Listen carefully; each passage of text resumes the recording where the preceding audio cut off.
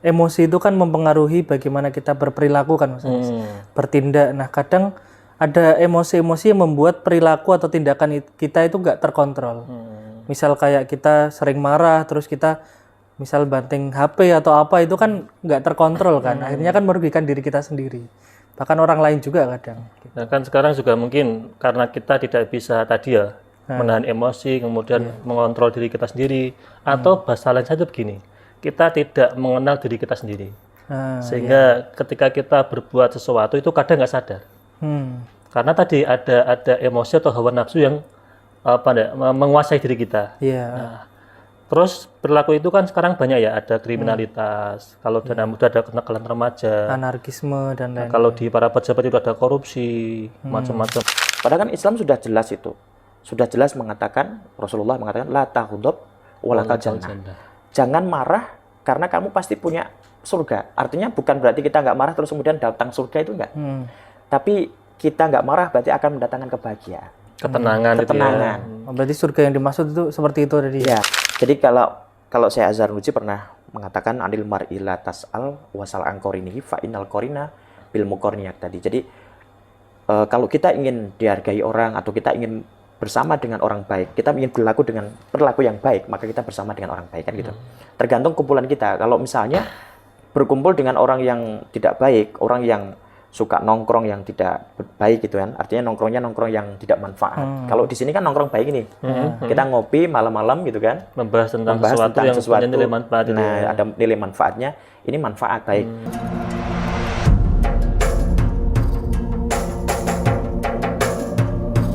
Assalamualaikum warahmatullahi wabarakatuh. Alhamdulillahirabbil alamin wa bihi nasta'in ala umurud dunya waddin. Sayyidina wa maulana Muhammadin wa ala alihi wa sahbihi ajma'in. Rabbi syrah li sadri wa yassir li amri wahlul 'uqdatam min lisani yafqahu qawli amin. Pemirsa Majati TV, para penonton, sahabat ngopi, dan pendengar Radio Dais dimanapun Anda berada. Pertama-tama mari kita panjatkan syukur kita kehadirat Allah Subhanahu wa Ta'ala, yang mana pada kesempatan kali ini kita bisa berjumpa kembali di acara ngopi ngaji online perkara Islam. Kedua kalinya salawat dan salam semoga tercurahkan dari Nabi Agung kita Nabi Muhammad SAW. Semoga mahabbah kita kepada baginda Rasul dapat memberikan kemudahan hidup di dunia dan kelak di yaumil qiyamah kita mendapatkan syafaatnya. Amin amin ya rabbal alamin. Pemirsa Majati TV, para penonton, sahabat ngopi, dan pendengar Radio Dais dimanapun Anda berada. Alhamdulillah kita bisa bersua kembali di acara ngopi ngaji online perkara Islam. Dan malam ini kita sudah sampai di episode yang ke-195. Nah, seperti biasa pada episode kali ini saya ditemani oleh teman ngopi saya. Ini ada Mas Aldi. Assalamualaikum Mas Aldi. Waalaikumsalam warahmatullahi wabarakatuh. Mas Kabarnya Anis. gimana Mas Alhamdulillah Aldi? Sehat. Sehat ya? Mas Anis gimana kabarnya? Alhamdulillah sehat. Alhamdulillah nah, sehat. Mas Aldi, ini malam ini kita juga sudah kedatangan tamu. Ini beliau tidak asing bagi kita. Iya. Beliau adalah Ustadz Solekul Hadi, atau biasa kita panggil siapa Mas Aldi? Ustadz Icul. Ustadz Icul. Nah, Assalamualaikum Ustadz. Waalaikumsalam warahmatullahi wabarakatuh. Kabar pripun Ustadz? Alhamdulillah kabar sehat, semangat selalu. Nah, ini kayaknya kemarin kita ketemu di mana Ustadz? Di USM. Acara apa itu? Acara USM berselawat. Oh, yang sama Azahir itu ya? Ya, kebetulan sama Azahir. Kalau jenengan sama Saldi sering ketemu. Ya, transaksi Mas. Nah, Mas Aldi, Ustadz, ini alhamdulillah kita bisa silaturahim kembali di acara ngopi. Nah, kira-kira Mas Aldi, kita malam ini mau bahas apa sama Nah, kita akan membahas tentang emosi dan mengontrol diri, Mas Anis. Emosi dan mengontrol diri. Itu gimana karena itu? kan emosi itu kan mempengaruhi bagaimana kita berperilaku kan, Mas Anis. Bertindak. Nah, kadang ada emosi-emosi yang membuat perilaku atau tindakan kita itu nggak terkontrol. Misal kayak kita sering marah, terus kita misal banting HP atau apa, itu kan nggak terkontrol kan. Akhirnya kan merugikan diri kita sendiri. Bahkan orang lain juga kadang. Nah, kan sekarang juga mungkin karena kita tidak bisa tadi ya menahan emosi, kemudian mengontrol diri kita sendiri, atau bahasa lain saja begini, kita tidak mengenal diri kita sendiri. Sehingga ketika kita berbuat sesuatu itu kadang nggak sadar. Karena tadi ada emosi atau hawa nafsu yang menguasai diri kita. Nah, Terus perilaku itu kan sekarang banyak ya, ada kriminalitas, kalau dana muda ada kenakalan remaja, Anarkisme dan lain-lain. kalau di para pejabat itu ada korupsi, macam-macam. Nah, kira-kira itu fenomena seperti apa yang mungkin harus kita, apa Mas Lidi, harus kita hindari ya? Ya, dan kita dalami juga bagaimana tadi kita mengenal diri kita. Makanya termasuk emosi, terus perilaku kita kan nanti yang akhirnya membentuk akhlak kita juga kan Mas. Misal kita dicap akhlaknya buruk atau gimana kan itu mempengaruhi juga kan. Ya, artinya kan penampilan luar kita bagaimana kan gitu. Nah, penampilan luar itu kan tergantung bagaimana di dalam diri kita atau inner beauty kita. Nah, Ustadz monggo bisa menyampaikan tentang bagaimana kita bisa mengendalikan diri untuk tidak selalu emosi, monggo Ustadz. Ya, baik. Agar kita tidak mudah untuk emosi dan bisa mengendalikan diri adalah dengan cara kita itu sadar bahwa kehidupan ini kan pastinya ada banyak perbedaan. Perbedaan berpendapat, perbedaan penampilan, perbedaan pendapatan, kemudian juga perbedaan dari segi keluarga, lingkungan, dan sebagainya.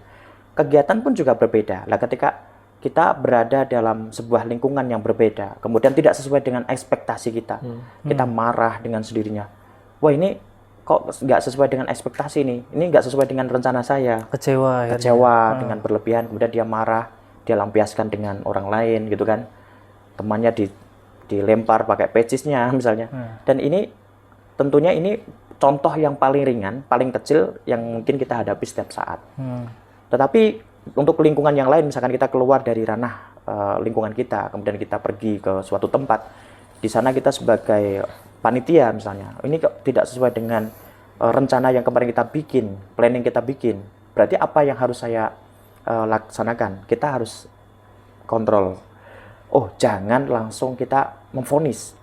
Kita nafas dulu, kita introspeksi, apa sih yang kurang? Ini kok kelihatannya sudah saya maksimalkan, kok masih kurang gitu loh, masih kurang ngeh gitu loh. Ini panitia lainnya kok kurang paham ini. Apakah saya harus marah? Nggak sesuai dengan ketentuan yang saya rencanakan gitu. Bukan begitu, tapi ayo kita bersama duduk misalnya, kita berdiskusi apa sih yang menjadi kurang jelas dari apa yang sudah saya jelaskan kan gitu. Apa sih yang menjadi keinginan kalian kok sehingga apa yang saya rencanakan yang sudah saya setting tidak dilakukan gitu. Jadi lebih banyak ngobrol, komunikasi. Kemudian gini, dalam lingkungan keluarga misalnya, kita sebagai orang tua punya anak, dididik uangnya lepol, disuruh ngaji susah, disuruh belajar nggak mau belajar, sukanya main terus.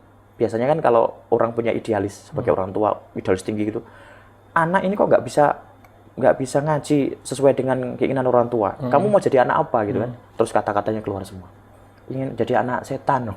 Kata-kata kasar pasti keluar. Kadang malah ada yang mengatakan anak misal bodoh dan lain sebagainya gitu. Anak bodoh, kemudian bully-bully itu muncul semua. Padahal itu anak sendiri. Ya, karena emosinya tadi itu. Apalagi mungkin seorang ibu yang sedang habis melahirkan, wah ini baby blues mungkin. Kecemasannya sudah sangat tinggi, kemudian amarahnya selalu mudah keluar. Terpancing tuh ya. Perasaannya kan mudah berubah-ubah. Dalam jangka mungkin 2 minggu, 3 minggu, seperti itu. Bahkan 1 bulan kadang masih terbawa. Sehingga cepat marah, kemudian cepat selesai. Kemudian kalau marahnya banget itu, kemudian sampai ada tindakan yang luar biasa, mungkin dia lempar pakai panci, mungkin dia jewer anaknya, tendang anaknya, dan sebagainya, dengan kata-kata kasar mungkin, atau fisiknya. Habis itu menyesal, ya Allah, maafin ibu, gitu. Bisa jadi seperti itu. Nah, tapi kalau misal nggak menyesal itu, berarti ada apa itu? Kalau tidak menyesal, berarti ini bukan masalah baby flu. Mungkin dia lebih ke, memang jatahnya, atau memang mentalnya begitu, karakternya begitu. Padahal kan Islam sudah jelas itu. Sudah jelas mengatakan, Rasulullah mengatakan, la taghdab walakal jannah. Jangan marah karena kamu pasti punya surga. Artinya bukan berarti kita nggak marah terus kemudian datang surga, itu enggak. Tapi kita nggak marah berarti akan mendatangkan kebahagiaan. Ketenangan. Gitu ya. Berarti surga yang dimaksud itu seperti itu tadi. Ya, salah satunya adalah ketika kita tidak marah, mengontrol amarah kita karena kita kecewa. Bukan sesuatu kerusakan yang akan kita alami ya, kemudian bukan sesuatu yang hancur ataupun berantakan yang kita lakukan setelah ini, tapi kebahagiaan. Kenapa? Karena saya emosi tapi saya kontrol. Karena yang paling susah kan menahan amarah gitu. Jadi kalau perang paling susah itu adalah menahan hawa Diri nafsu, sendiri ya. mengalahkan diri sendiri. Dalam artian kita mengontrol diri, berkomunikasi dengan orang lain dengan cara yang santun, yang baik. Dan kalau dalam keluarga, apalagi anak sendiri, coba bisa nggak seandainya seorang ibu ataupun bapak marah dengan anak, tapi yang kata-kata keluar itu sumpah, tapi bukan sumpah serapah, tapi sumpah kebaikan. Saya doakan kamu jadi anak gemuk gitu. Mungkin anaknya kurus gitu. Kan sudah terbukti Mas Aldi itu kan ya. Nah, itu mungkin pernah gitu kan. Dia pernah kurus gitu. Jadi atau Sekarang mungkin, tujuannya dikabulkan itu ya. Mungkin orang tuanya pernah bilang, tak doakan jadi anak yang gendut ya, gemuk ya, sehat gitu kan. Ternyata sekarang ginuk-ginuk. Itu contoh. Kan dulu ada loh yang salah satu cerita itu seorang imam di Masjidil Haram itu kan juga pernah dalam artian dikutuk sama ibunya, tapi kutuk yang baik, kutukan yang baik. Dikutuk tapi didoakan gitu ya. Didoakan. Karena memang amarah itu ketika ibu memarahi anak itu omongannya itu bisa menjadi kabul. Contohnya kan dulu bahkan digambarkan ada legenda Malin Kondang, walaupun kita nggak tahu apakah Itu mitos atau mitos fakta atau ya. fakta, tetapi itu menjadi sebuah contoh gambaran. Mungkin pada saat itu banyak ibu-ibu yang suka ngata-ngatain anaknya itu menjadi kabul gitu. Dan ini tergantung kembali kepada seorang ibu bisa menata moralnya gitu, akhlaknya terutama. Nah, Ustadz, ini menarik Mas Aldi. Ketika kita ngomong tentang bagaimana kita mengendalikan emosi atau amarah kita, kan tadi ada hadis Nabi, la taghdab wa lakal jannah. Kalau kamu bisa menahan amarah, maka bagimu surga, kan gitu Ustadz. Ya, betul. Gini Ustadz, kalau misalkan nih kita ngomong tadi orang tua, atau kalau kita kembali ke anak muda Mas Aldi ya, itu kan anak muda yang lagi mencari jati dirinya, atau lagi semangatnya yang membara kan. Jadi terkadang kan rasa ingin tahunya kan tinggi, sehingga apapun yang mereka ingin tahu ya itu dilakukan, termasuk melakukan hal yang tidak baik atau hal negatif. Ini dia penasaran dengan hal-hal seperti itu mungkin ya. Termasuk kan kemarin ada rame-rame kriya itu kan, itu kan bagaimana mereka tuh pengen menonjolkan esensinya atau untuk dihargai, untuk diakui sebagai remaja yang kuat gitu kan. Itu kan anak muda Ustaz. Tapi kalau orang tua apakah juga seperti itu? Artinya pengen tahunya juga tinggi Ustaz. Di dalam kampung lingkungan kita itu kadang ada seorang dewasa yang pengen dihargai. Maka ketika ada kumpulan RT itu selalu berpendapat. Tapi pendapatannya kadang nol, maksudnya tidak ada solusinya gitu. Jadi dia berpendapat, tapi tujuannya adalah untuk eksistensinya supaya dia diakui sebagai orang yang berpengaruh, kemudian dia punya kemampuan. Tapi ternyata ini omdo ya. Ujung-ujungnya omong tok tapi nggak mau melakukan misalkan. Atau dia merencanakan punya usulan urak melu urunan gitu kan. Tapi maidu ya. Jadi ada istilah maidu sayi'ah gitu kan. Bukan mau itu hasanah tapi maidu sayi'ah. Dia suka ngomong tapi sing ali-ali gitu. Tapi banyak juga yang menyulut amarah lainnya gitu. Dia terbiasa ngomong ini, pasti ngomong tok nanti besok nggak akan ada tindakannya gitu. Makanya dia dikatakan sebagai orang yang hanya bicara. Dan ini karena ada latar belakang yang memang ingin dihargai. Karena mungkin atau mungkin ini Ustadz, dulu masa remajanya nggak bahagia atau gimana, kemudian karena dari keluarganya itu dia sebagai sosok, sebagai kepala rumah tangga, barangkali yang tidak terlalu dihormati di rumahnya. Maka dia mencari tempat yang bisa menghargai kalau dia. Bahasa lainnya itu mencari pelampiasan di luar rumah. Betul. Gitu ya.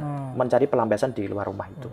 Sehingga apapun dia disampaikan supaya dia mendapatkan penghargaan istilahnya, pengaruh, atau dia bisa dianggap sebagai orang yang berpengaruh, dia sebagai orang yang intelek dalam hal ini, dalam hal itu kan gitu. Gitu. Tapi kan kalau laki-laki itu memang kadang cenderung ingin dihargai Mas Anis. Intinya dia pengen lebih dari orang lain gitu loh. Ada perasaan seperti itu.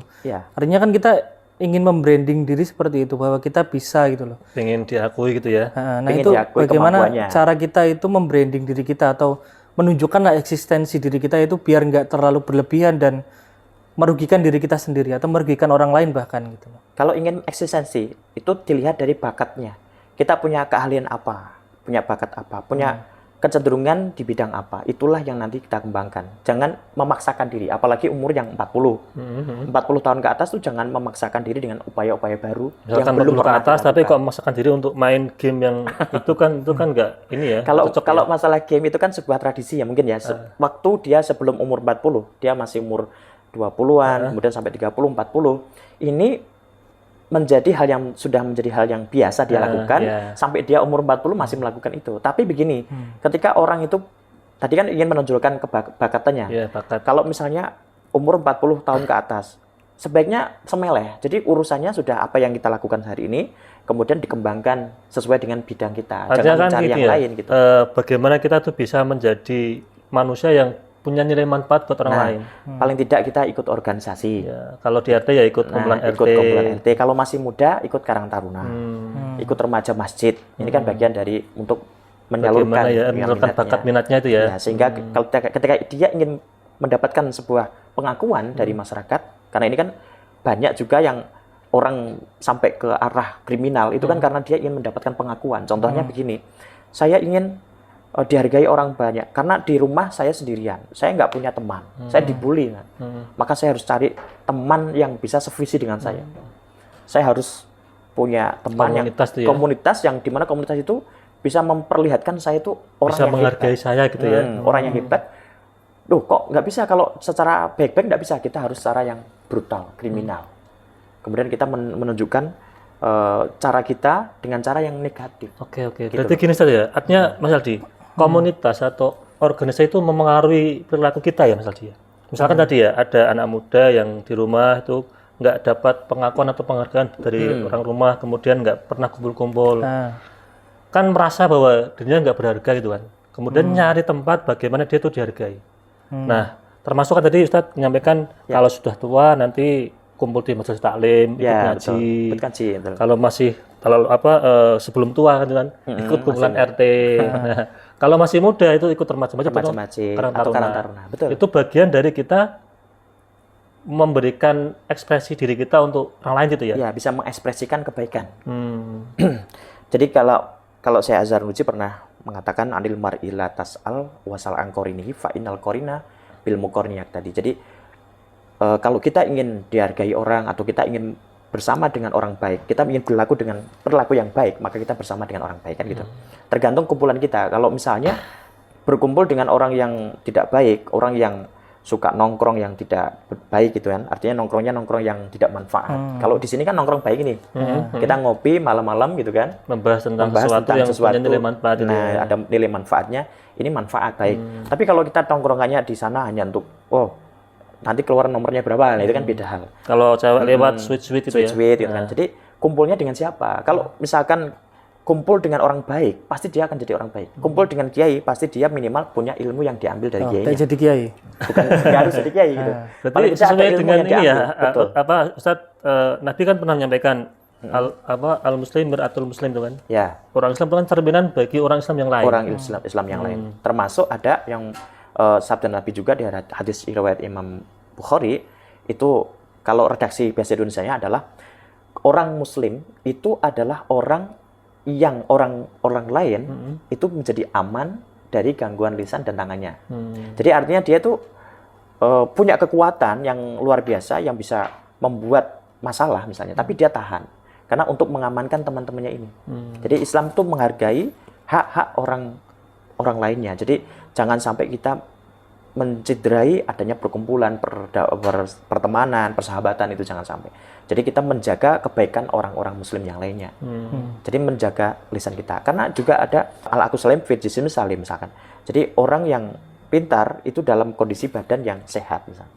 Kemudian man amana billah wal yaumil akhir falyukrim dhaifahu misalkan. Jadi memuliakan tamunya. Kemudian ada juga sabda Nabi yang kita itu bisa menjadi orang yang bisa menjaga lisan kita dari omongan-omongan yang negatif. Oke, nah ini menarik Mas Aldi tentang bagaimana kita bisa, kalau intinya kan tadi kita punya akhlak yang baik. Akhlak yang baik. Yang bermanfaat untuk diri kita dan orang lain gitu kan.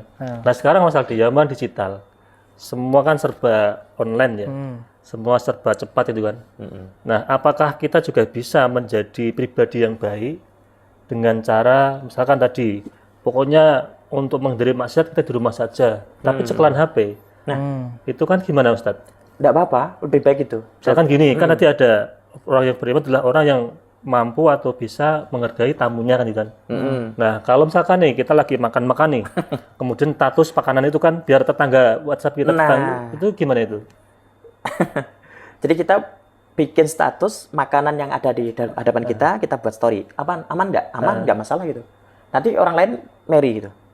Gimana Jadi itu? dia nanti jadi marah. Gitu. Ini gayanya toh Mas Aldi malah gawe status isinya roti Bandung kayak gini kan, gampang saya juga bisa beli gitu kan. Ini gimana? Roti 400.000. 400.000. Ini gimana? Boleh nggak? Boleh aja. Tujuannya apa? Pamer, ya nggak masalah gitu. Yang dosa misalkan dia kan dosa-dosa sendiri. Tapi kalau yang lihat, janganlah kita terus, ya Allah Gusti, aku pengen kayak gitu, selawati aja gitu. Jangan marah.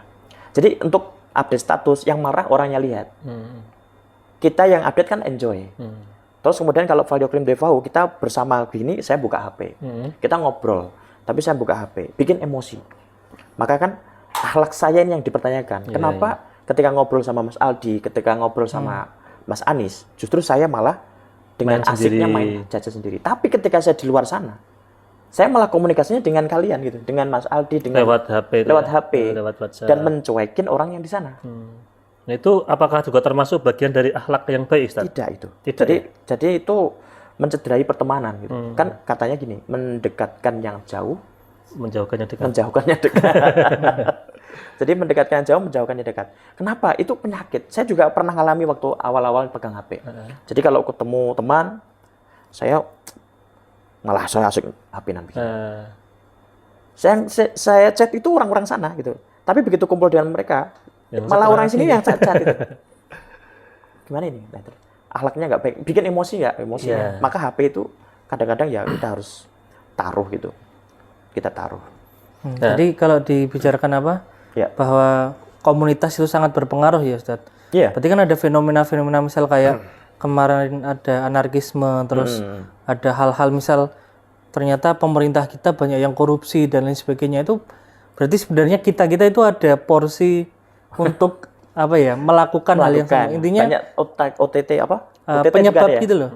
Kita jangan-jangan juga menyebabkan orang korupsi. Misal kita membangun budaya seperti apa, kemudian kita menyebabkan orang korupsi juga. Gitu. Pernah dengar ada yang mengatakan demikian, mantan bupati mungkin ya. Oh, kita korupsi wajib, harus gitu kan? Pernah ya? Pernah dengar? Yang pernah viral itu ya.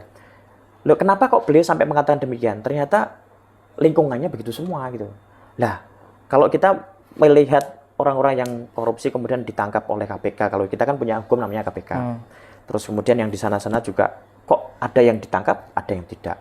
Ada yang sempat mau jadi tersangka, nggak jadi. Berarti kan kesannya di masyarakat, apakah dipilih-pilih itu? Kita jangan bahas itunya, tapi kita bahas diri kita. Jangan sampai kita melakukan seperti yang mereka lakukan. Wala ta'kulu amwalakum bainakum bil batil. Jangan sampai kita makan sesuatu dengan cara yang batil. Orang korupsi kan jelas itu bil batil kan.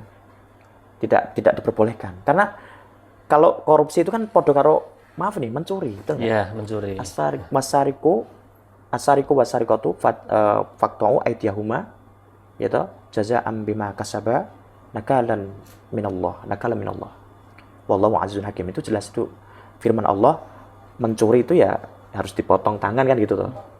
Jazaa'an bima kasaba, jadi sebagai balasan dari apa yang dia lakukan. Jelas nggak perbolehkan itu.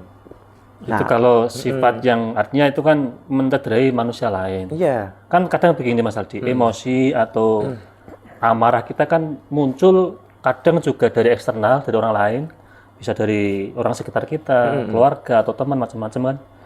Kadang juga muncul dari internal kita.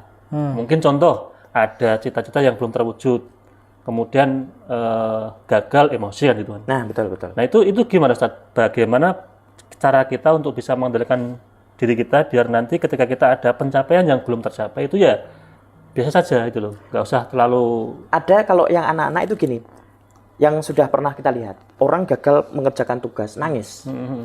Ini resiko kalau misalkan ini sampai dibawa untuk dia sampai ke remaja dewasa, ini malah khawatirnya kalau nggak bisa marah. Gitu. Itu anak-anak padahal ya? Anak-anak masih SD itu bilang, ya Allah matematika susah, nangis dia. Bijinya itu ya, 6 atau 7 karena harapannya ya? Matematika bisa dikuasai. Gitu. Tapi ternyata malah bikin dia nggak stres, gagal. Gitu. Jadi gimana ini? Khawatirnya lah ini pendampingan orang tua. Oh gitu ya. Ada guru pertama, guru yang di sekolahnya itu nanti pastinya punya cara-cara khusus ya untuk mendekati anak itu supaya jangan sampai depresi ketika mengerjakan tugas. Kasih motivasi.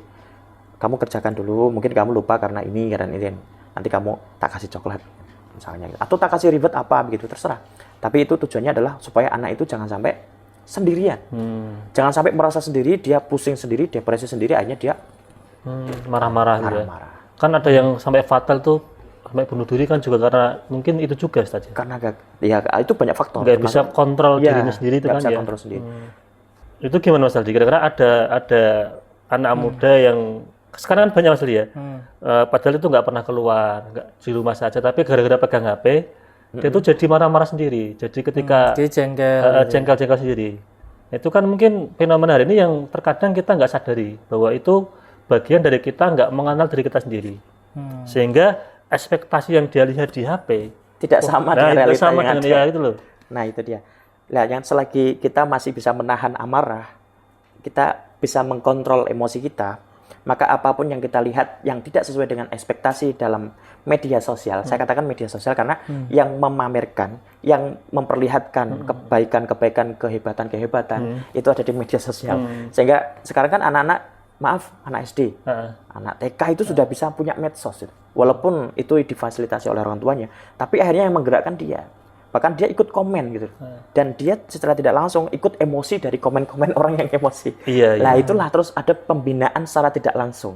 Di dalam media sosial itu, anak itu bisa membaca. Kemudian setelah membaca, niru ini. Wah, ini kayak studi tiru lewat medsos ini.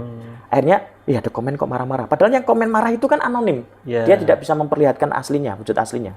Karena dia khawatir kalau didatangi mungkin atau diteror. Sehingga anak itu terus ikut komen yang kasar. Akhirnya kata-kata kasar muncul. Nanti ujung-ujungnya adalah ancaman dan kriminalitas. Gitu. Sekarang banyak fenomena pinjol. Kalau tadi itu saya malah ditanya sama teman, saya banyak teman. Kali itu beli barang online itu nggak sadar dia tuh. Barangnya datang. Nah, itu kan juga ada fenomena yang karena dia nggak sadar diri gitu kan. Sehingga kalau ya sadar diri yang dewasa sih aneh ya. Tapi kadang-kadang anak ikut beli. Itu sudah dewasa kan. Ya. Tapi kan itu kan tadi ada diri kita yang nggak bisa ngontrol, kemudian perilakunya itu muncul sendiri itu loh.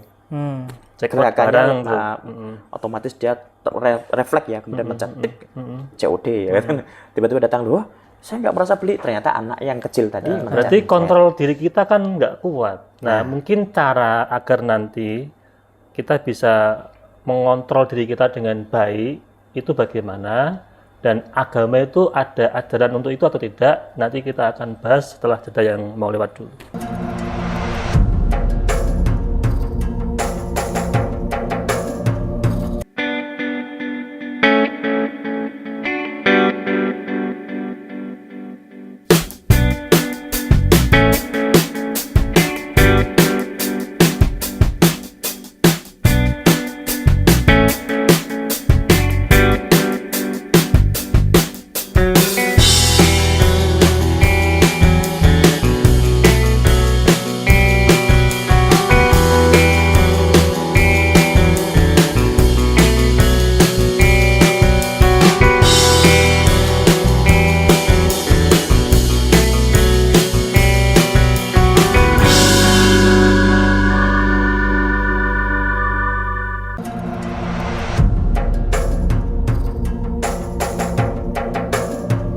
Pemirsa Himajati TV, para penonton, sahabat ngopi, dan pendengar Radio Dais dimanapun Anda berada, kembali lagi bersama kami di acara ngopi ngaji online perkara Islam.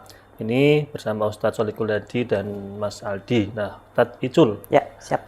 Tadi sebelum iklan saya menyampaikan tentang bagaimana kita bisa mengontrol diri kita, baik secara internal atau eksternal, ataupun mungkin secara agama kan ada ajaran seperti itu. Ya. Nah, kira-kira apa saja Ustadz? Yang pertama, dalam membentuk komunitas. Misalkan kita ingin membentuk komunitas itu, berarti itu di eksternalnya. Di eksternalnya. Keluarga kan juga termasuk komunitas kecil bukan? Betul, iya betul. Cuman kalau di luar, anak sudah mulai keluar gitu, dia harus membentuk komunitas yang positif. Kenapa? Sebagai orang tua ya, sebagai orang tua. Komunitas maksudnya pergaulannya itu ya. Betul. Jadi kalau kemarin sempat ramai itu kan, kelompok-kelompok tertentu yang bisa meresahkan orang lain yang melewat di jalan jadi resah, yang motor dan lain sebagainya. Itu kan karena dia sudah terlanjur membentuk sebuah komunitas itu. Maka dikatakan wa ta'awanu 'alal birri wat taqwa wa la ta'awanu 'alal itsmi wal 'udwan. Jadi jangan kita membentuk atau bekerja sama dalam hal keburukan, tapi justru kita diminta untuk bekerja sama dalam kebaikan dan ketakwaan. Jadi salah memindahkan, mengontrol dia itu bisa berlaku yang baik, tidak ke arah negatif, kriminal dan sebagainya itu kalau kita ajak kepada hal-hal yang kebaikan, ketakwaan. Pergaulan atau komunitas itu mempengaruhi diri kita. Sangat mempengaruhi, sangat mempengaruhi. Termasuk yang tua-tua juga sama. Kita itu semakin soleh kalau ketemu dengan orang yang soleh. Bukan hanya namanya soleh, tapi juga perilakunya yang betul-betul soleh. Kemudian yang tua loh ini, apalagi yang muda kan gampang dipengaruhi. Yang anak-anak apalagi mudah untuk meniru. Tapi kadang yang mudah ditiru itu yang buruk. Seperti orang tua ketika di rumah, dia itu membentak, salah satunya membentak dengan pasangannya begitu. Anak itu nanti akan pinter juga membentak. Secara langsung tuh tersimpan di otaknya tapi ya. kalau yang baik susah itu niru. Kenapa ya? Karena sesuatu yang efek tegang, efek kaget itu biasanya lebih mudah dimengerti, mudah ditiru daripada sesuatu yang datar. Biasanya kan kebaikan kan datar gitu. Makanya gini, kalau mencontohkan ya, ayo kita mau ke masjid sholat. Jangan kamu ke masjid aja sana. Sementara kita nyantai. Jangan begitu. Nanti anak pasti nggak mau. Itu Teladan kita harus ditunjukkan ya. Kita harus menunjukkan itu. Kan sering toh orang-orang yang memberi contoh, dia hanya nonton TV kemudian kamu sana ke masjid, papa tak di sini aja. Ini kan anak ke masjid ya, ke masjid. Cuman nanti dia kok papa masih di rumah. Jadi rasa dendamnya muncul ya. Ya, rasa dendam dan rasa seolah-olah dia menolak gitu. Kok nggak sama gitu dengan Nggak ikhlas untuk melakukan kebaikan dan itu kan. Iya, betul. Termasuk itu. Kemudian berarti Rasulullah sendiri dulu ketika mendidik sahabat-sahabatnya dan juga mungkin anak-anak beliau itu bagaimana Ustaz? Maksudnya contoh dari memberikan beliau teladan. Jadi gini, Rasulullah dulu kan bank data. Istilahnya kalau setiap ada kesulitan dari para sahabat itu ditanyakan Rasulullah langsung dijawab. Karena Rasulullah kan yang disampaikan selalu wahyu. Wa ma yantiqu 'anil hawa in huwa illa wahyu yuha. Jadi yang disampaikan bukan omong kosong seperti kita kalau ngobrol gitu. Tapi yang disampaikan itu langsung bisikan dari malaikat Jibril gitu. Mulai dari ayat Quran, Al-Quran ataupun hadis qudsi. Dan sehingga Rasulullah juga menyampaikan hadis yang menjadi sebuah sunnah atau hukum kan gitu. Lah, ini gimana cara mendidik Rasulullah kepada para sahabat? Dengan perilaku beliau. Maka ada istilah pendidikan profetik. Pendidikan profetik itu pendidikan yang dicontohkan sendiri oleh Rasulullah dengan perilaku beliau. Bukan hanya beliau ceramah. Beliau memang punya halakoh ketika kumpul. Tapi di situ ada percontohan akhlak secara tidak langsung. Misalnya menjaga aib orang lain dalam hal di situ kan ada yang kentut, kemudian Rasulullah nggak bilang siapa yang kentut. Itu kan kalau kita mungkin gitu kan, buat guyon-guyon lucu-lucuan gitu. Oh Mas Aldi yang kentut ya, Mas Aldi ketawa sambil malu merah wajahnya. Yang lainnya, gitu kan, selesai. Tapi Rasulullah nggak, ayo kita wudhu bareng. Ayo semua sholat. Saya nggak kentut tapi saya mau wudhu. Terus akhirnya mereka ikut wudhu. Kenapa kok wudhu Rasulullah? Sunnah. Wudhu yang pertama tadi karena mau sholat wajib, tapi kalau masih punya wudhu yang kedua sunnah. Jadi kan nggak ketahuan siapa yang kentut. Untuk menutupi aib. Iya, untuk menutupi aib temannya itu dan itu contoh perilaku akhlak Rasulullah. Makanya ketika tadi ada pertanyaan bagaimana cara mendidik, ya perilakunya itu dicontohkan secara langsung. Berarti kan kalau kita bilang percontohan tadi ya Ustaz. Berarti situ kita nggak hanya mendidik orang lain ya, tapi kita juga mendidik diri kita sendiri. Ya, memaksa gitu. Mungkin wah anak kecil anak saya ini aib ini kalau misalkan sampai saya salah. Ayo ke masjid, tapi kita juga ke masjid walaupun sebetulnya lagi nggak enak badan. Aduh, ya udah ke masjid yuk. Demi anaknya itu supaya dia mau ke masjid. Makanya gini, kenapa sih anak-anak sekarang kok susah dikasih tahu? Dikasih tahu susah, marah, malah bantah gitu. Ya kita mungkin dulu pernah bantah sama orang tua gitu kan. Jadi kita kan harus bercermin juga dengan diri kita ya. Jangan-jangan yang salah itu diri kita. Kadang kan kita kalau ada orang lain salah atau mungkin anak kita atau teman kita salah itu kan kita merasa ya yang salah itu cuma dia. Betul. Sedangkan diri kita itu terbebas dari kesalahan. Ya, kadang-kadang kita itu nggak pernah introspeksi. Jadi contoh gini, wala taqul lahuma uffin wala tanharhuma wa qul lahuma qaulan karima kan itu. Jadi kita itu kadang-kadang masih terfokus sebagai anak kan gitu. Anak itu suka bantah orang tua. Kemudian kita pulang, anak kita yang bantah kita. Kita marah sama dia. Oh, maaf saya ternyata masih seperti ini. Berarti ini cerminan saya kan gitu. Terus kemudian yang kedua, anak susah dikandani, susah dinasihati. Ternyata ada yang salah di dalam manajemen keuangan kita. Uang kita ternyata ambilnya dari uang yang batil, haram. Bahkan di dalam Wasiatul Mustafa kan jelas itu. Sayyidina Ali mendapatkan pesan dari Rasulullah. Pesannya gimana itu? Barang siapa yang makan barang halal gitu kan. Jadi man akalal halal sofadinuhu warqa qalbuhu walam yakun lidakwatihi hijabun.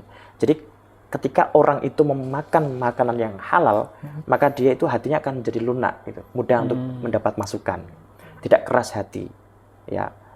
Wa safatinuhu, agamanya pun juga menjadi bersih, karena kan dia kan hatinya mudah menerima masukan. Walam yakun lida'wati hijab, dan doanya dikabulkan Allah. Makanya kadang-kadang gini, orang merasa, "Duh, dungone kok ora dikabulke?" Ya karena ada sesuatu yang salah dalam makananmu, mungkin makananmu tidak halal. Atau mungkin sudah belajar di pesantren sampai bertahun-tahun Masih tetap sama kan?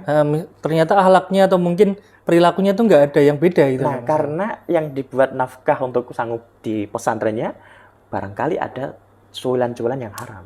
Jadi anak menjadi susah. Anak cenderung negatif, anak cenderung anarkis, marah-marah, bahkan kadang ngambil haknya orang lain. Gitu kan? Wah, repot ini mengambil haknya orang lain. Ternyata dicontohi orang tuanya. Ini anak pejabat loh. Ada anak yang suka bully. Kemarin ada kasus di media sosial itu yang viral itu, bahkan sampai dipanggil di DPR. Ini kan sekolah, anaknya dibully. Kemudian yang bully itu ternyata anak pejabat. Nah, kita nggak nyalahkan pejabat jelek tuh, nggak. Maksudnya kan kita tahu bahwa ada beberapa yang dari mereka itu yang melakukan batilan itu tadi. Jadi tirakatnya kita untuk apa? Mendidik diri kita sendiri. Terus juga mungkin kita pengen mendidik anak suatu saat. Kalau saya kan belum punya anak ya. Mungkin jenengan sudah punya 3 anak itu, tirakatnya itu gimana, Ustaz? Jadi untuk gitu. bisa mendidik gitu. Saya tuh hanya gini, setiap sholat itu membacakan Al-Fatihah satu-satu untuk anak, gitu aja. Namanya disebutkan, lengkap namanya itu yang di Fatihah satu-satu. Ya. Tuh, kemudian ibaratnya kalau dulu guru kita mengatakan ini adalah ruhaniyah gitu. Jadi nafkah batin itu ada. Kalau nafkah lahirnya itu adalah sangu, uang, jajan dan sebagainya, makan tiap hari. Tapi kalau nafkah batinnya itu adalah doa, Fatihahnya. Kemudian ada ijazah juga dari Syekh Malik Al-Mamlaki itu. Allahumma shlih dzurriyyati wahdihim ila sabili rasyad. Itu ijazahnya dari Syekh Malik Al-Mamlaki itu mengatakan itu doanya kepada Allah langsung. Itu setiap ba'da salat 11 kali. Yo, nanti habis itu disebutkan nama-nama anaknya, ada berapa anaknya. Nah, ini mungkin salah satu ikhtiar ya. Ikhtiar bagi kita sebagai orang tua, yang para pemirsa yang orang tua, menjadi orang tua punya anak, cara mendidiknya adalah salah satunya dengan begitu. Supaya tujuan utamanya adalah terhindar dari hal-hal yang perkumpulan yang tidak baik. Apalagi ini sekarang lagi banyak marak kumpul-kumpul sing ketoke tren, nak ora kumpul ya berarti ora tren gitu. Kumpulin ning dijal ning perapatan, pokoknya nggawa macam-macam sing marake aku kuat gitu kan gitu. Pakai botol, pakai macam-macam. Karena kan tadi penting juga Mas Anis pendidikan nggak hanya secara lahir tapi juga batin ya. Artinya kan yang dididik juga batinnya. Karena kan sekarang lahirnya tuh maksudnya kadang kita melihatnya tuh orangnya kok padahal dia kumpulannya misal ya Ustadz. Walaupun kita sudah berkumpul di tempat-tempat yang baik kayak misal remaja masjid atau mungkin karena hatinya nggak di sana. Atau mungkin di pesantren gitu. Kan kemarin juga ada beberapa kasus di pesantren juga kan, bahkan ada yang takmir masjid ngapain gitu lah, entah korupsi atau apa gitu. Kan ada seperti itu juga. Berarti kan ini apakah masalah kumpulannya atau mungkin ada hal lain di situ? Ada hal lain. Salah satunya adalah kayak semacam virus ya. Virus media sosial. Berita yang terlalu di-up itu kadang-kadang membuat kita untuk menjadi inspirasi untuk kita lakukan gitu. Itu anak muda yang pernah kita tanya gitu. Loh, kamu kok bisa ikut-ikutan tren ini gitu kan? Ya lihat itu, lihat TikTok, lihat aplikasi medsos gitu kan. Berita-berita yang sudah di-up banget itu, kemudian menjadi FYP, viral, kok kita menarik, aku pun bisa gitu loh. Apalagi hanya kayak gitu aku punya gitu. Apalagi di kemarin medsos ada tuh yang jualan online itu, beli satu dapat satu gratis. Nah, mungkin ini berarti gitu kan? Sebenarnya kita semua, misal kita yang merasa baik ya Mas Anis, misal kita merasa baik nih, kumpulannya udah baik, tapi ternyata kita juga ikut berkontribusi nih untuk teman-teman yang tadi misal kemudian berbuat buruk dan sebagainya, karena kita meng-up atau mungkin kita menonton lah setidaknya video-video atau konten-konten yang sebenarnya itu tidak mendidik gitu loh, bahasanya seperti itu. Nah betul. Jadi kalau mengikuti kegiatan dari media sosial yang tidak terlalu mendidik gitu. Kemudian malah kita lebih cepat gitu loh, lebih cepat beradaptasi dan bisa gitu. Bisanya gitu. Anak-anak itu kan kita buktikan kok, anak saya 1 2 3 misalnya. Itu kalau dikasih contoh yang buruk langsung paham kok. Tapi kalau dikasih contoh yang baik itu harus 2 kali gitu. Nah, kita kan tadi nggak harus ceramah saja kan gitu. Memang Rasulullah tidak hanya ceramah tapi langsung dengan perilaku beliau. Itu kenapa Ustadz kok bisa ya Maksudnya kita gampang melakukan keburukan dan sulit melakukan kebaikan. Efek kejut gitu. Sesuatu yang lebih menarik itu justru yang keburukan itu. Padahal kan gimana ini Mas biar- Aldi, ada ajaran agama tentang takwa ya. Nah, Takwa itu kan menjalankan perintah Allah, kemudian menjauhi larangannya. Itu kan ajaran agama yang paling utama, bahkan di khutbah Jumat juga sering sih, disampaikan. ya. Masalahnya yang jamaahnya itu pada tidur jadi kan gitu ya. Nah, itu apakah memang kita nggak menghayati agama kita, agama kita, atau memang kita memang Kurang khusyuk ya, ya, gitu ya? kurang begitu paham tentang ajaran agama atau gimana Ustaz? Ya, bukan kita nggak paham agama. Agama itu paham ya. Ada rukun Islam 5, rukun iman ada 6. Kemudian kita juga paham terjemahnya atau penjelasan tentang takwa ya. Misal bakal kita tahu tafsirnya, kitabnya Tafsirnya dan kita sebagainya tahu, lah. Al-Fatihah kita hafal plus artinya. Tetap kenapa Fasih. masih berbuat yang masih belok. negatif itu ya? Ya, karena orang ada yang nyeletuk jelek ini. Aturan tuh untuk dilanggar. Gitu. Hmm. Kita tahu aturan untuk bisa mengubah hukum. Hmm. Apalagi paham usul fikih, wah itu langsung diurak-atik hukumnya. Yang penting golek sing enak lah. Menurut dia cocok dengan apa yang dia inginkan. Kemudian akhirnya wah, dadine wis gawe iki piye engko nek iki engko gawe ngene. Dikelah-kelah gitu ya? Nah, akhirnya dibuat diego-egoke supaya hukumnya itu ringan kan gitu. Bahkan ada yang awalnya makruh menjadi mubah. Ya demi keinginan hajatnya dia gitu loh. Karena dia paham. Makanya gini, orang yang terlalu paham itu kadang-kadang malah membahayakan kalau dia tidak bisa mengalahkan dirinya sendiri. Tapi kadang kok malah orang yang paham itu nggak melakukan gimana? Jadi kan pahamnya itu dia cuman di keilmuannya teori aja gitu loh. Tapi ketika praktek dia Tidak ada. nggak ada gitu. Itu karena itu. Karena sebetulnya dia paham, dia bisa meninggalkan tapi dia lakukan. Karena dia tahu celah untuk bisa minta maaf itu. Atau Tobat. mungkin Misalnya ini Mas itu Aldi loh. ya. Ini. Jadi saya tuh teringat ada sebuah kata-kata itu kan begini. Jadi kita itu karena sempitnya pola pikir kita itu kita sering menganggap Tuhan itu selalu dipenjara di masjid atau di masjid taklim. Wah.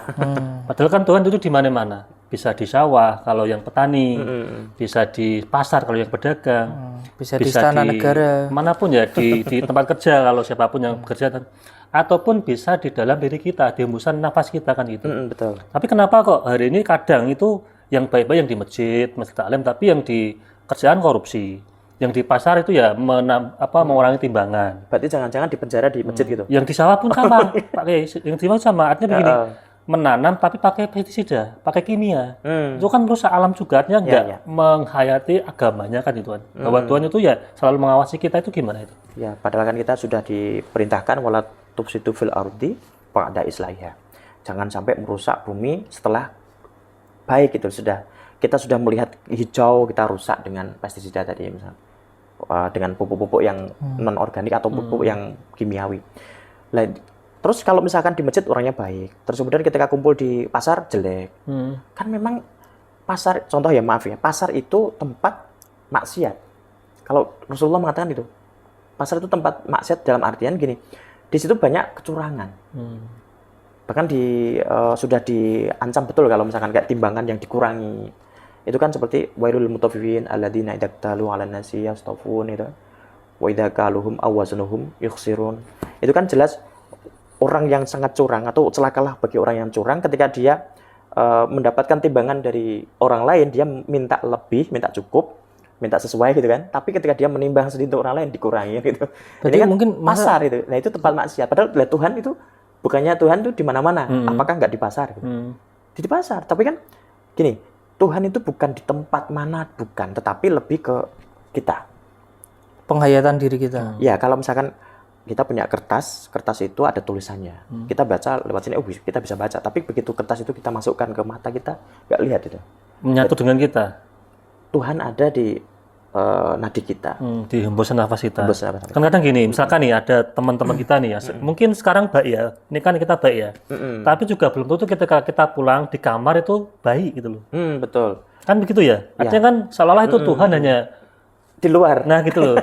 Padahal Tuhan ada di nadi kita, nafas kita. Tapi tadi tentang pasar ya. Ini takutnya nanti orang-orang pasar jadi marah nih.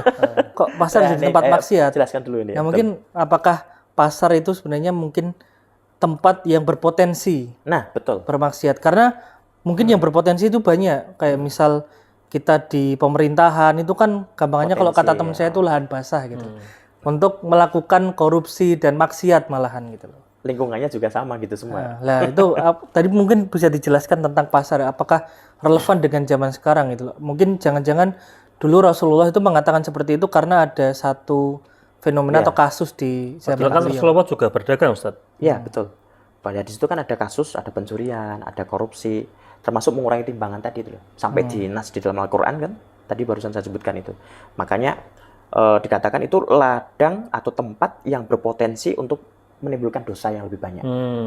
Pencopetan, Intinya kita harus kriminal. lebih berhati-hati ya di situ. Nah, terus yang di pasar apakah terus semuanya maksiat? Enggak juga. Maksudnya di pasar itu kita lebih waspada. Termasuk tadi di luar kelihatan baik, tapi begitu tidak ada orang kita jahat gitu kan. Tapi memang benar, Ustaz. Artinya gini Mas Aldi, ketika kita punya uang ya, bawa uang berapapun, ketika kita mau pergi ke pasar atau ke mall itu kan seolah-olah itu masih kurang gitu loh. Masih kurang. Tapi ke masjid Tapi masjid itu malah seolah-olah kalau mau kotak infak jalan itu kan yang paling sedikit yang kita masukkan itu kan. ya. Itu kan godanya lebih besar di itu loh tempat-tempat ramai. Apalagi di sekarang pasar. kan pasar itu enggak secara wujud fisik juga Mas Anis. Iya. Kita di media sosial itu pasar juga. Pasar Karena online. di TikTok, Ya. terus di Instagram Nah, sekarang. tadi kan ada teman ada kita yang pasar ketipu soal itu beli Oh iya. tapi nggak beli itu loh. Itu Wah. nggak sadar kalau beli itu loh ya. Nah, terus kemudian COD gitu kan. Atau ada yang penipuan juga ada kok. Jadi mengatasnamakan dia COD tapi dia nggak pernah pegang HP aja, enggak, Atau yang aplikasinya aja kemarin enggak itu ada. sempat Gitu. viral itu pinjaman online. KTP. Juga kan kasus yang sekarang itu marak, tapi ya karena kita nggak bisa ngontrol diri kita. Iya, pinjaman online juga kan bisa berpotensi maksiat juga Iya, kan. betul. Misal terus jadi apa? Ada yang bunuh diri juga kan waktu itu. Ada judi online. Itu kan karena sekali kita mungkin terprovokasi dengan orang lain. Betul. Loh, itu kok ikut ini kok. Keinginan untuk bisa sama seperti dia kok kelihatannya indah banget. Tapi kok ketika sudah Iya, tapi melakukan saya nggak mampu gitu. Makanya saya harus melakukan terobosan baru, yaitu dengan cara pinjaman online. Kan sekarang pinjaman online gampang tanpa ada agunan kan, hanya KTP misalkan. Tapi ya itu tadi resikonya adalah ribanya itu kan besar banget itu ribanya. Oke, mungkin kita dalam mengontrol emosi tadi ya, kembali lagi ke kontrol diri. Itu bagaimana Ustaz? Jadi kita kan pengen mengontrol diri kita, misal tadi di era media sosial yang sangat mungkin kita nggak bisa menghindari karena kita juga pakai HP, kita buat komunikasi dan kadang kita beli apa butuh lah.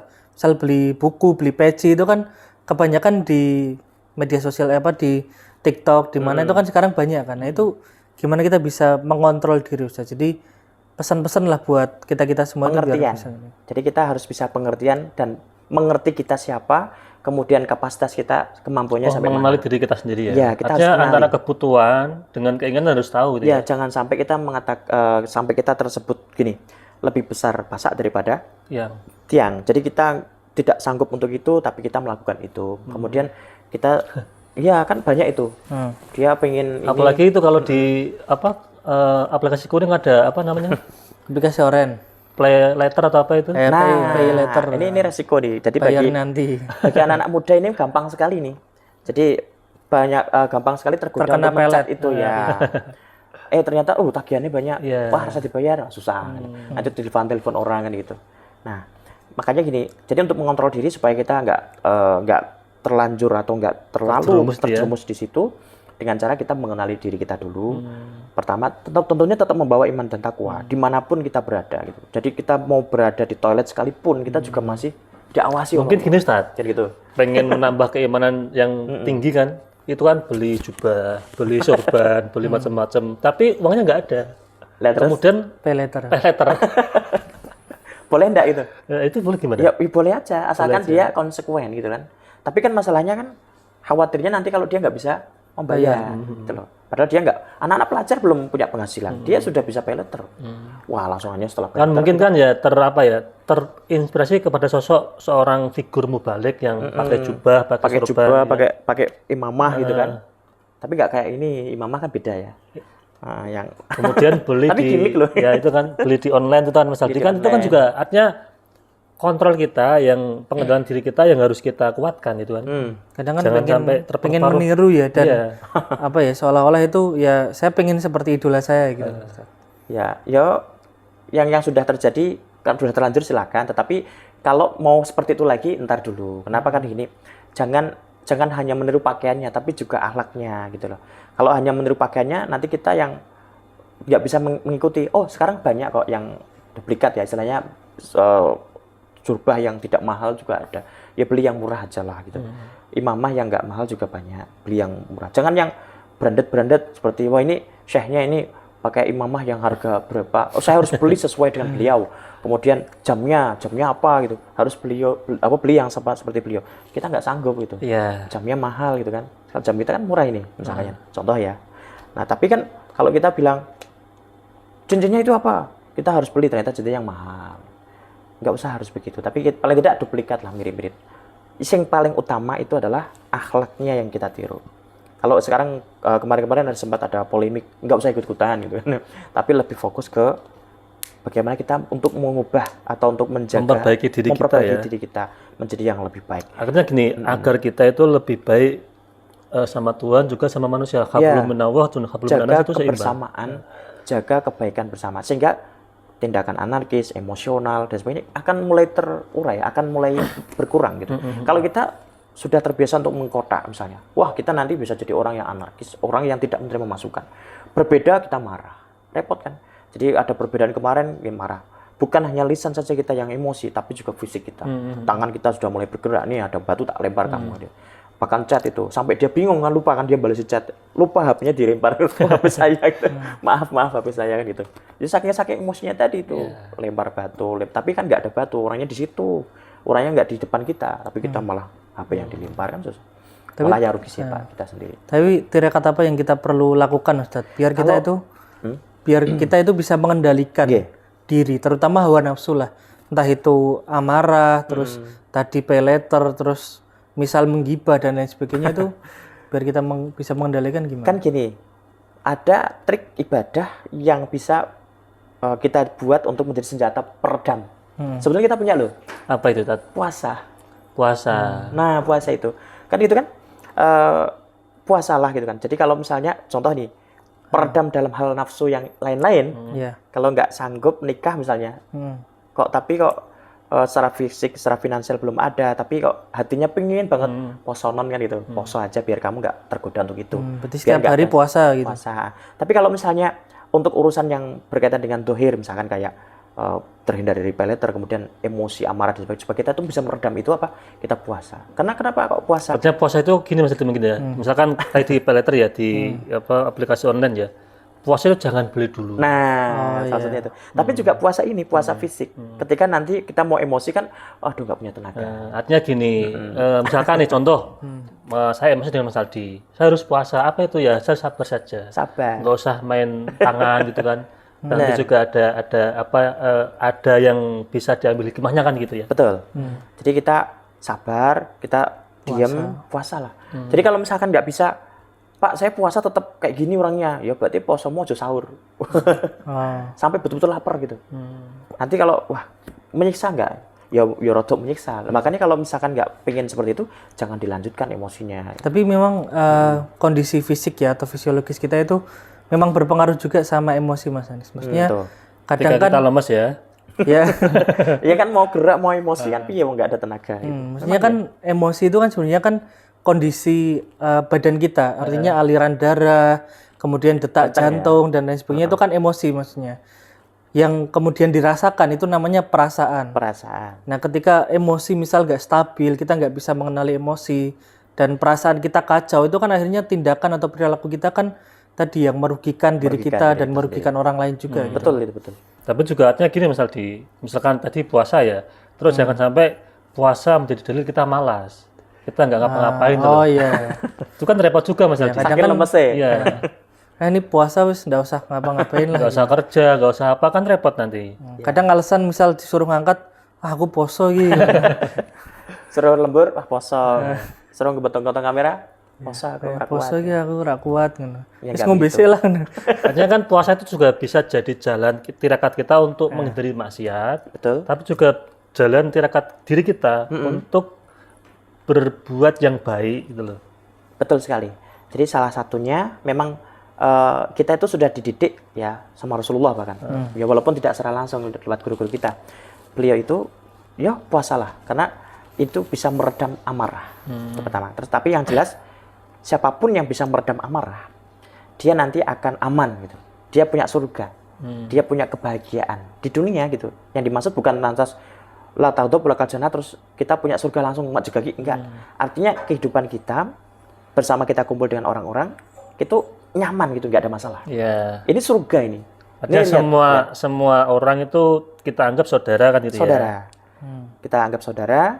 Ya misalkan ada konflik-konflik sedikit ya itu hal yang biasa. Itu kan ada forum minta maaf kan, ada islah kan itu kan. Itu Ya. kan bisa dipakai kalau misalkan emosinya tinggi kan nggak mau itu, Ustaz. Iya. Kalau minta maaf nggak mau.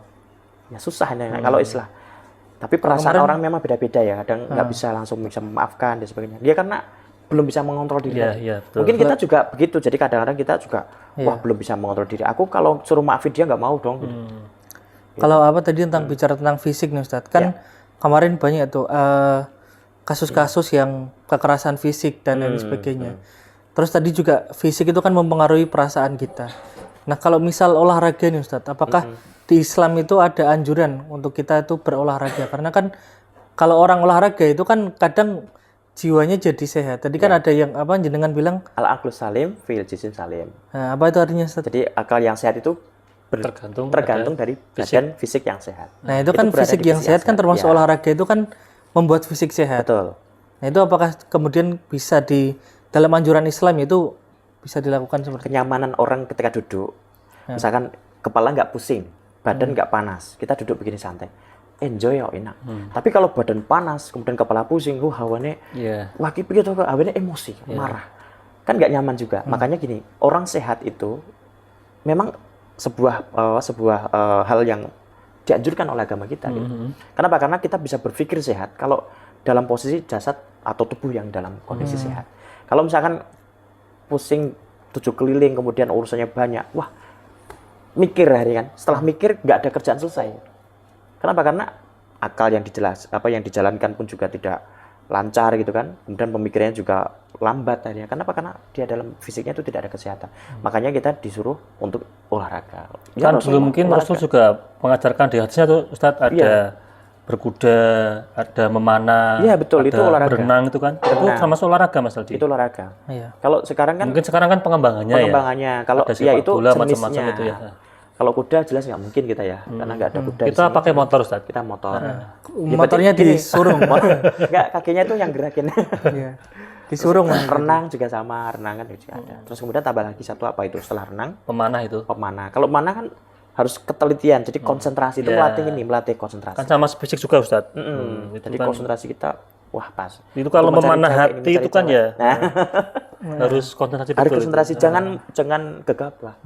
Anggur panas sembarangan kan kena orang nanti nggak jelas nanti. Tapi kalau fokus itu kan Kalau Mas Anis sekarang belum pernah memanah ya Mas Anis? Memanah siapa dulu ya? Soalnya kayak memanahnya belum tepat-tepat ini. nggak meleset terus. Karena mungkin yang dipanah itu buah mangga. Hanya nggak kena ya.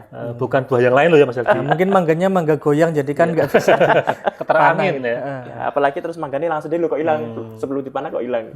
Artinya itu olahraga juga penting bagi diri kita untuk pengendalian diri. Ya. Juga ada olahraga non fisik. Bagaimana kejiwaan kita harus dibangun dengan baik Ya. dengan majelis taklim ya Ustaz ya. Majelis taklim, terus kemudian kalau tadi ada kata-kata kalau Allah hanya ada di majelis taklim, betulkah gitu kan? Gara-gara kita lihat maksiat-maksiat di luar kantor ada korupsi, berarti Allah tidak di situ? Enggak. Allah itu ada di nadi kita. Hanya saja kita nggak pernah bisa melihat secara langsung, nggak bisa melihat menyadarinya. Kenapa? Ya ibarat kertas ada tulisan. Kalau kita dekatkan nggak bisa terlihat. Tapi kita harus bisa merasakan. Ini kita semua ada di sisi Allah kan itu. Artinya kita ambil, kita bikin bahwa Allah selalu ada pada diri kita. Mungkin gini saja, kalau di masjid Mas Aldi atau majelis taklim atau majelis baik-baik selawat ya. itu baru ingat Allah. Tapi kalau sudah keluar itu sudah hilang, sudah tidak ingat sama Allah itu Nah, kan berarti sudah, kan Allah di sana gitu kan. Nggak ikut kita gitu.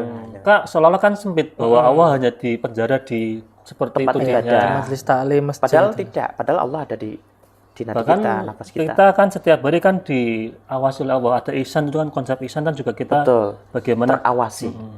Tapi ya karena belum memahami itu. Oh, sudah paham teori.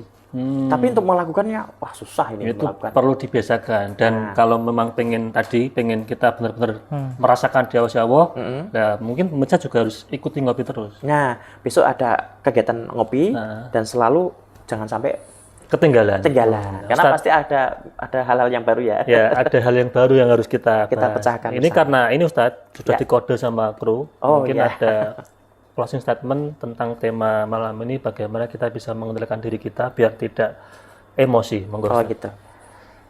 Yang pertama, untuk kita bisa supaya tidak bisa lepas landas tanpa ada kontrol, artinya kita bisa mengendalikan diri adalah dengan cara pertama kita bisa melakukan puasa seperti yang sudah disampaikan oleh Rasulullah SAW. Jadi termasuk yang mengontrol hati kita itu adalah puasa. Terus kemudian yang kedua, iman dan takwa itu menjadi senjata yang bisa kita bawa gitu supaya kita bisa mengontrol diri kita. Kenapa? Karena di situ ada pengertian bahwa menjauhkan diri dari hal-hal yang dilarang Allah dan melakukan dan mendekati hal-hal yang diperintahkan Allah untuk kita lakukan. Nah, ini adalah salah satu poin-poin khusus yang bisa kita ambil supaya kita menjadi orang yang bisa mengontrol diri. Dan amarah bisa kita kontrol dengan cara kita mengerti bahwa kita itu adalah seorang manusia yang penuh dengan kekurangan, yang selalu dibimbing oleh Allah, kan begitu. Makanya kita dalam mengontrol diri, mengetahui diri kita sebatas apa, sehingga kita tidak bisa keluar atau kita tidak bisa semena-mena untuk mengeksploitasi kita sendiri sampai akhirnya kita nggak mampu mengontrol diri kita gitu. Dan ingat kata-kata yang selalu disampaikan oleh Rasulullah, la taghdab walakal jannah. Jangan marah, kamu pasti akan memperoleh surga. Tidak hanya di akhirat saja, tapi kebahagiaan di dunia itulah yang dikatakan sebagai surga, kedamaian dan ketentraman, kebahagiaan bersama teman. Mungkin itu yang bisa kita sampaikan. Terima kasih. Matur suwun Ustadz sudah rawuh dan memberikan ilmu pada kita semua. Mas Aldi, Cukup Mas Anis. tadi ya la taqdub walakal jannah harus kita ingat-ingat Oh betul. iya. Biar kita tidak marah-marah, ojo nesu kan gitu. Ojo nesunan, ojo kagetan, ojo gumunan. Nah, oke, pemirsa MCT TV, para penonton, sahabat ngopi dan pendengar Radio Dais dimanapun Anda berada, demikian ngopi pada episode kali ini. Saya selaku host, bila banyak salah, mohon maaf yang sebesar-besarnya. Akhirul kalam, Assalamualaikum warahmatullahi wabarakatuh.